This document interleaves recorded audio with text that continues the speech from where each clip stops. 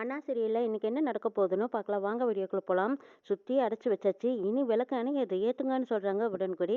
இந்த பக்கமாக பாக்கியம் வைகுண்டத்துக்கிட்டே அண்ணே தெரிய நீ ஏற்றுறியான்னு கேட்குறாங்க. இல்லை பாக்கியம் என்னால் ஏற்ற முடியாது, நீ தீபத்தை ஏற்றிரு பாக்கியங்கிறாங்க. பாக்கியம் தான் முதல் தீபம் ஏற்றுறாங்க. அப்போ காற்று கூட அடிக்கல, இருந்தாலும் ஏற்றின தீபம் கெட்டு போயிடுது. இதை பார்த்ததும் அதிர்ச்சி ஆகுறாங்க எல்லாரும். என்னடி இது தீபம் எரியலையேங்கிறாங்க பாக்கியம். ஆமாம் காற்று கூட அடிக்கலையேங்கிறாங்க. குறை இருக்கும் போல இருக்கு, அதனால தான் மதனி இதை ஏற்றுக்க மாட்டேங்கிறா. மதனி எந்த குறையும் இல்லாமல் நாங்களும் எல்லா சாயங்காலமும் முறையாக தானே பண்ணிட்டு இருக்கோம், ஏன் விளக்கு ஏற்ற விடாம இப்படி பண்றியேன்னு அழுத குரல்ல கேக்குறாங்க பாக்கியம். வேற என்னத்த குறை இருக்க போது, சவுந்தரபாண்டி கொன்னுட்டு நீங்க எல்லாம் வந்து விளக்கேத்துறதான்னு சூடாமணி கேட்காம கேக்குறாங்கிறாங்க வைகுண்டம். சரி அத்தை இரு நான் பத்த வைக்கிறேன் அப்படின்னு சொல்லி சண்முகம் வந்து வேண்டிட்டு நிக்கிறாங்க. ஆமா இத்தனை பேர் பத்த வச்சு விளக்கெரியல, இவன் பத்த வச்சா மட்டும் விளக்கெரியுமாங்கிறாங்க வைகுண்டம். ஆனா நீ கொஞ்ச நேரம் சும்மா இரு அப்படின்னு சொல்லிட்டு இருக்கும்போது இந்த பக்கமா கனியும் ரத்னாவும் ஒட்டோட்டமா ஓடி வராங்க.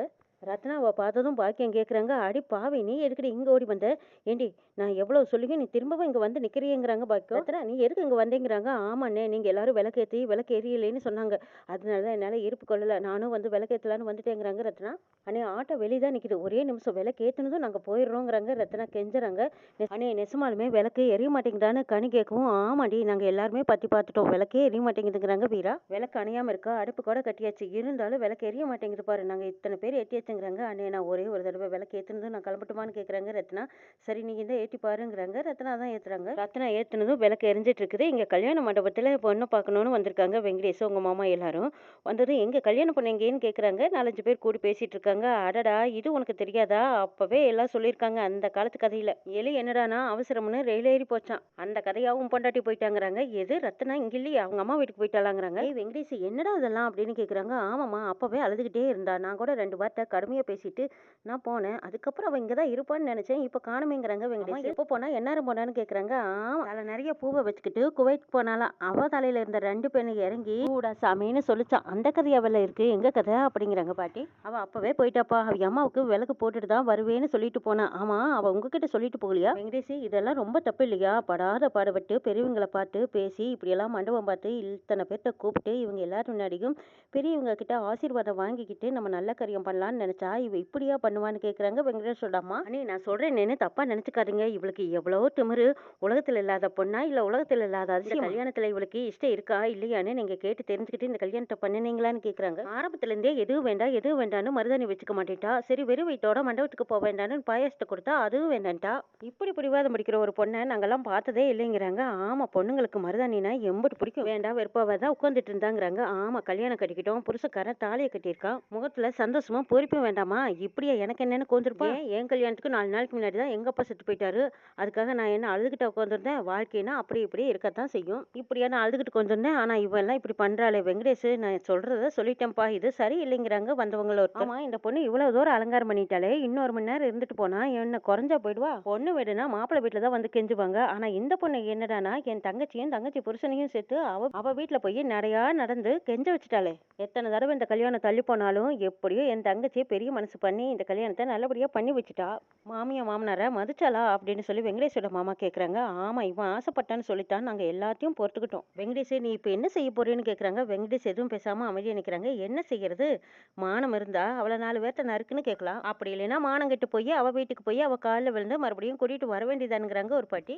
எல்லாரும் கொஞ்சம் அமைதியா இருங்க மாமா, நீ நேரம் மண்டபத்துக்கு போ, அங்க வந்தவங்க அத்தனை பேத்துக்கிட்டையும் விசேஷம் கேன்சல்னு சொல்லிருங்கிறாங்க வெங்கடேஷ். டேய் வெங்கடேஷ் என்னடா இதெல்லாம், டேய் விளக்கேற்ற தாண்டா போயிருக்கா, நீ போய் எப்படியோ பேசி சமாதானம் பண்ணி கூட்டிட்டு வாடா, நீ எதுவும் பேசாதீங்கிறாங்க அவங்க அம்மா. இல்ல இல்ல அதெல்லாம் முடியாதுங்கிறாங்க வெங்கடேஷ். அம்மா நாம எதுக்காக மறுபடியும் மறுபடியும் இறங்கி போகணும், அவ என்ன அவ்வளோ பெரிய மகாராணியா, அவ காலில் போய் விழுந்து கெஞ்சணுமாம்மா, விசேஷம் முடியாதுக்கு முன்னாடி போயே ஆகணுமா, ஏன் விசேஷம் முடிஞ்சதுக்கு அப்புறம் போய் விளக்கேத்தினா இவ என்ன குறைஞ்சா போயிடுவா, எல்லாம் திமிரு, நான் அவ எது பண்ணனாலும் நான் ஏத்துக்கிறேன்னு நினைக்கிறா பாரு அந்த திமிரு அவளுக்கு. இதுக்கு மேல யாரும் எதுவும் பேசாதீங்க, விசேஷமே முடிஞ்சு போச்சு, இனி யாரும் பேசக்கூடாதுங்கிறாங்க வெங்கடேஷ். வெங்கடேஷும் அம்மா அப்பா எல்லாரும் வெளியில போனதுக்கு அப்புறம் என்ன சந்தானம் நீ சொன்ன மாதிரி நாங்க செஞ்சுட்டோமான்னு பாட்டி கேட்குறாங்க. சந்தானம் 4 பொம்பளைங்க சேர்ந்துக்கிட்டு சூப்பர் அப்படின்னு கொண்டாட்டம் போடுறாங்க. சண்முக வீட்டில் எல்லாருமே விளக்கேற்றி சாமி கும்பிட்டுட்டு இருக்கிறாங்க. சாமி கும்பிட்டு முடிச்சதுக்கு அப்புறமா சண்முகம் ரத்னா இது வரைக்கும் சொல்லாம வந்தது பரவாயில்ல, ஆனா இதுக்கப்புறமும் நீ மாப்பிள்ளை கிட்ட சொல்லாம வந்தது பெரிய தப்பு இல்லையா, நீ கிளம்புங்கிறாங்க. ஆமாமா அவ வந்ததுனால தானே விளக்கேற்ற முடிஞ்சதுங்கிறாங்க வைகுண்டம். அக்கா என்ன இருந்தாலும் நீ வந்தது தப்பு தான், மாப்பிள்ளை கிட்ட சொல்லிட்டு வந்திருக்கணும், 50 பேரும் உனக்காக அங்க காத்திருப்பாங்கல்லங்கிறாங்க. நான் விளக்கேற்ற முடியலையேன்னு நொந்து போயிட்டு இருக்கேன், என்னோட கல்யாணத்துல தானே அம்மா செத்து போயிட்டாங்கன்னு என் மனசு உறுத்திக்கிட்டே இருக்கு. ரத்னா நீ பேசிட்டு இருக்காத கிளம்புங்கிறாங்க பரணி. நீ ஏன் கிளம்புங்கிறாங்க, நான் எப்படி விளக்கேத்தின கையோட வர முடியுங்கிறாங்க. விளக்கேற்றி எப்படியோ மதனியை அனுப்பிச்சு வச்சாச்சு, நாமளுமே எல்லாரும் இந்த விசேஷத்துல கலந்துக்கலாம் வாங்கங்கிறாங்க பாக்கியம். அப்படியா? நாமளும் இந்த விசேஷத்துல கலந்துக்கலாமா? அப்ப நானும் வரேங்கிறாங்க பரணி. ஆமாடி, ரத்னாவும் வெங்கடேஷும் மேடையில ஜோடியா நிக்கிறத பாக்குறதுக்கு எனக்கு மட்டும் ஆசை இருக்காதா என்ன? நானும் வரேங்கிறாங்க பாக்கியம். சரி, அப்ப எல்லாருமே கிளம்பலாம். ஏன் பேசிட்டு நிக்கணும்ங்கிறாங்க. ஆமா, சிவபாலனை கார் கொண்டு வர சொல்லி கார்ல போய்க்கலாங்கிறாங்க. எஸ்கி ஏற்கனவே நாளை ஆயிடுச்சு. இதுல கார் வர சொல்லி கார்ல எப்ப ஏறி போயிட்டு இருக்கிறது? ரத்னா, நீ வந்து ஆட்டோ நிக்குதல்லங்கிறாங்க. நிக்குதுன்னு அப்படிங்கிறாங்க. சரி, சட்டு புட்டுன்னு எல்லாருமே ஆட்டோ பிடிங்க, எல்லாரும் போலாங்கிறாங்க சண்முகம். என் மக விசேஷத்தை நான் பார்க்க வேண்டாமா? கண்கூட பார்க்கணுங்கிறாங்க வைகுண்டம். எப்போ நீ இருக்கிற நிலைமையில அங்க வந்து ஏதாவது பேசினீன்னா எல்லாத்துக்கும் சங்கடம் ஆயிடுமில்லங்கிறாங்க சண்முகம். நான் எதுவும் பேசலடாங்கிறாங்க வைகுண்டம். அண்ணே, அப்பாவும் வரட்டும். அப்பா அங்க வந்தாங்கன்னா எனக்கும் கொஞ்சம் ஆறுதலா இருக்கமில்லங்கிறாங்க ரத்னா. உடன்குடியும் வெட்டிக்கிளியும் ஒரு ஆட்டோ பிடிச்சிட்டு வந்துட்டாங்க. வெளியில வந்து பாக்குறாங்க. வெட்டிக்கிளி என்னல ஒரு ஆட்டோ பிடிச்சிட்டு வந்தியா? எத்தனை ஆட்டோ பிடிச்சு வந்தீங்கிறாங்க. அண்ணே, நாங்க ஒரு ஆட்டோ பிடிச்சிட்டு வந்தோம். அதான் ரத்னா வந்து ஆட்டோ இருக்குங்கிறாங்க. அப்ப இது 3வது ஆட்டோ ஒன்று வந்துட்டு இருக்குதேங்கிறாங்க. திரும்பி பாக்குறாங்க எல்லாரும். வெங்கடேஷும் ஆட்டோ விட்டு இறங்கி வராங்க. அடடே, மாப்பிள்ளையே வந்துட்டாருங்கிறாங்க. மாப்பிள்ளை, நீங்க எதுக்கு விசேஷத்தை விட்டு இங்க வந்தீங்க? நாங்களே எல்லாரும் விசேஷ மண்டபத்துக்கு தானே வரப்போறோங்கிறாங்க சண்முகம். நீங்க எதுக்குங்க அங்க வரப்போறீங்க? நீங்க எதுக்கு வர்றீங்கன்னு கேக்குறாங்க. வெங்கடேஷ் கோவமா பேசுறாரு. வெங்கடேஷ், இப்ப எதுக்கு கோவப்படுற? நாங்க எல்லாருமே இப்ப மண்டபத்துக்கு தான் வரோம். இப்ப மண்டபத்துக்கு தான் வர்றதுக்கு ரெடியா இருக்கோங்கிறாங்க ரத்னா. நீ எதுவும் பேசாத. எல்லாத்துக்கும் விட்டு கொடுத்து போக போக நீ ரொம்ப தான் தலையில ஏறிக்கிட்டு இருக்க. நீங்க ஏதோ பேச வராங்க. வெங்கடேஷ், அவ வந்து அப்படிங்கிறாங்க. நீங்க எதுவும் பேசாதீங்க, நான் அவகிட்ட பேசிட்டு இருக்கேங்கிறாங்க வெங்கடேஷ். நீங்க என்ன பெரிய எவ்வளவுதான் பொறுத்துக்கிறது? எங்க அப்பா கூட என்னை சாகுற அளவுக்கு கடிச்சு போட்டாரு. அது எதுக்காக பொறுத்துக்கிட்டு? எல்லாம் உனக்காக. இதோ இங்க நிக்கிறாரே உங்க அண்ணன், என்னை தூக்கி போட்டு மிதிச்சாரு. இதெல்லாம் எதுக்காக பொறுத்துக்கிட்டு? எல்லாம் உனக்காகத்தானே. ஆனா நீ ஒரே ஒரு தடவை எதுக்காவது எனக்காவது விட்டு கொடுத்துருக்கியா? ஒரு தடவை கட்டிக்கிறேன், ஒரு தடவை வேண்டாம், அப்புறம் கட்டிக்கிறேன்னு கூப்பிடுவேன். அப்புறம் இது மாதிரி நீ 80 தடவை என்னை அலைய வச்சிருப்ப. உன் பின்னாடி நாய் மாதிரி சுத்தி சுத்தி வந்தனே, இதெல்லாம் எதுக்காக? எல்லாம் இந்த காதலுக்காக தடுக்கிறாளே பரணி. அவங்க அப்பா என்னைய துப்பாக்கி வச்சு ஊர் விட்டு போயே ஆகணும்னு மிரட்டினாங்க. அதுவும் சரின்ட்டு நான் ஊர் விட்டு போனேன். இதெல்லாம் எதுக்காக? உன் மேல வச்சிருந்த காதலுக்காக. நான் உன் மேல வச்சிருக்கிற காதல்ல 1% உனக்கு என் மேல காதல் இருக்கா? மாப்பிள்ள, விடுங்க, எதுவா இருந்தாலும் உள்ள போய் பேசிக்கலாம்னு சண்முகம் கூப்பிடுறாங்க. அதெல்லாம் வேண்டாம், விடுங்க. நான் ஒரு முடிவோட தான் வந்திருக்கேன். எதுவா இருந்தாலும் இங்கேயே பேசி முடிக்கலாம். அசிங்க பார்க்காம உன் வீட்டுக்கு காவடி எடுக்காத குறையா அதே வேலையா நடந்து வந்துட்டு போனாங்களே, அவங்கள நீ மதிச்சியா? அப்படி வந்துட்டு போனவங்கள மதிக்காம இப்ப எங்களை எல்லாத்தையும் அசிங்கப்படுத்தணும்னு நினைச்சு அவமானப்படுத்திட்டியலன்னு கேக்குறாங்க. ஐயோ இல்ல வெங்கடேஷ், நான் சீக்கிரமா அங்கேயே வந்துடலான்ட்டு தான் அப்படின்னு ரத்னா ஏதோ சொல்ல வராங்க. முதல்ல நீ பேசாத. ஆக மொத்தத்துல உனக்கு நான் முக்கியம் இல்ல. ரிசப்ஷன்ல நான் பைத்தியக்கார மாதிரி தனியா மேடையில நின்னாலும் உனக்கு அதை பத்தி அக்கறை இல்ல. வெங்கடேஷ், நீங்க அதிகமா பேசாதீங்க. நாங்க எல்லாருமே அங்கதான் வந்துட்டு இருக்கோங்கிறாங்க ரத்னா.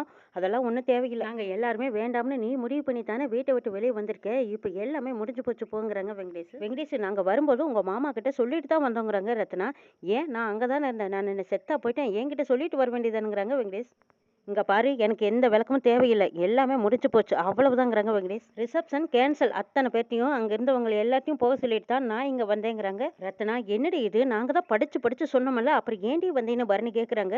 ரத்னா அங்க நடந்த விவரத்தை சொல்றாங்க. சித்தப்பா, ரிசப்ஷன் ஆரம்பிக்கிறதுக்கு 1.5 மணி நேரம் இருக்குன்னு சொன்னாங்க. நான் எங்க வீட்டுக்கு போய் விளக்கேத்திட்டு வந்துடுறேன். 1/2 மணி நேரத்துல ஆட்டோ பிடிச்சு போயிட்டு வந்துடுறேன் சித்தப்பான்னு ரத்னா கேக்குறாங்க. அட, நீ சொல்றதும் சரிதாம்மா. விளக்கேத்திட்டு வந்துட்டீங்கன்னா 1/2 மணி நேரத்துல வந்துடலாம். அதுக்கப்புறம் நீ வந்து நிம்மதியா நிக்கலாம்ல, போமாங்கிறாங்க. வெங்கடேஷ் நினைச்சதான் பயமா இருக்குதுங்கிறாங்க. அட, அவனை பத்தி நீ ஒன்றும் கவலைப்படாதம்மா. அவங்கிட்ட நான் பேசிக்கிறேன். நீ போனமா வந்தம்மான்னு சீக்கிரம் போயிட்டு வந்துடுங்கிறாங்க. சித்தப்பா, உண்மையை சொல்லுங்க. நாங்க 2 பேரும் உங்ககிட்ட சொல்லிட்டு தானே வந்தோன்னு ரத்னாவும் கனியும் கேட்குறாங்க. சித்தப்பா, ரிசப்ஷனுக்கு இன்னும் நேரம் கிடக்கு, நீ போயிட்டு வாமான்னு நீங்க தானே சொல்லி அனுப்பிச்சு வச்சிங்கன்னு கனியும் கேட்குறாங்க. ஐயோ, எப்படிம்மா இப்படி வாய்க்கோசாம போய் பேசுறீங்க? வெங்கடேஷ், இந்த பிள்ளைங்க 2 பேரும் என்கிட்ட சொல்லாம அதுக்கு பாட்டுக்கு ஆட்டோ பிடிச்சு போயிடுச்சு. இதுதான்ப்பா உண்மைன்னு சம்பத் நிரூபிக்கிறாங்க. ரத்னாவும் கனியும் சொல்லிட்டு வந்து இப்ப சொல்லலேன்னு சொல்றாங்களேன்னு சொல்லி மிரண்டு போய் நிக்கிறாங்க. வெங்கடேஷ் இந்த பக்கம் சொல்றதா அந்த பக்கம் சொல்றதான்னு தெரியாம புரியாம ரத்னா மேல கோவத்தோட நிக்கிறாங்க. ரத்னா வாழ்க்கையை கேள்விக்குறியாக்கணும்னு சவுந்தரபாண்டி கங்கணம் கட்டிட்டு நிக்கிறாரு. புது தம்பதிகளான ரத்னாவுக்கும் வெங்கடேஷ்க்கும் இப்ப லேசா விரிசல் வந்திருக்கு. தங்கச்சியோட வாழ்க்கையில விழுந்த விரிசலை சரி பண்ணுவாரா சண்முகம்? சவுந்தரபாண்டி நினைச்ச மாதிரி ரத்னா வாழ்க்கையை விளையாடிட்டு இருக்காங்க. என்ன நடக்குதுன்னு நாளை பார்க்கலாம்.